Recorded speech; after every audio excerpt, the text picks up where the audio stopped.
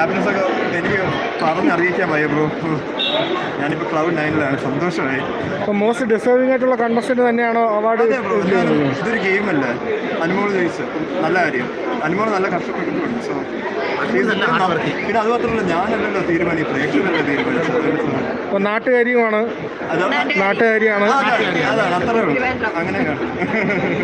അതാണ് നമ്മളെ ജയിച്ചു, തിരുവനന്തപുരം ജയിച്ചു. അത് ആലോചിച്ചില്ലായിരുന്നു നേരത്തെ?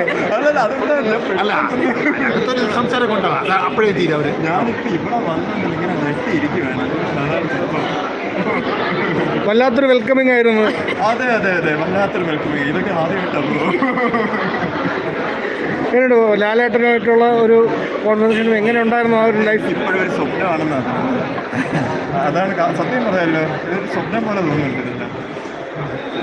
ഫാമിലി എന്തോ പറയുന്നു? ഹാപ്പി അല്ലേ? അച്ഛനാണ് എന്നെക്കാളും ഏറ്റവും ഹാപ്പിനെസ്.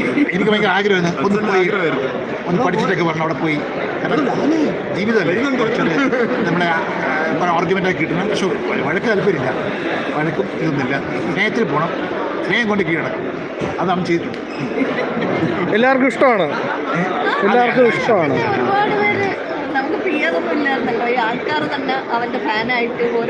PR ഇപ്പോൾ ഒരു വലിയ ചർച്ചാ വിഷയമായിട്ട് വന്നുകൊണ്ടിരിക്കുകയാണ്.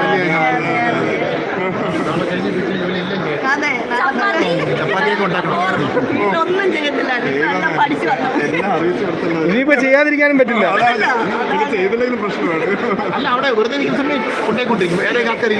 വല്ലാത്തൊരു എക്സ്പീരിയൻസ് അല്ലായിരുന്നോ?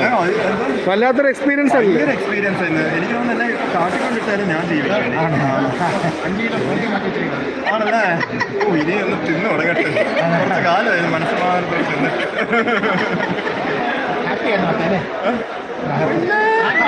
ഭയങ്കര ഹാപ്പി ആയിരുന്നു.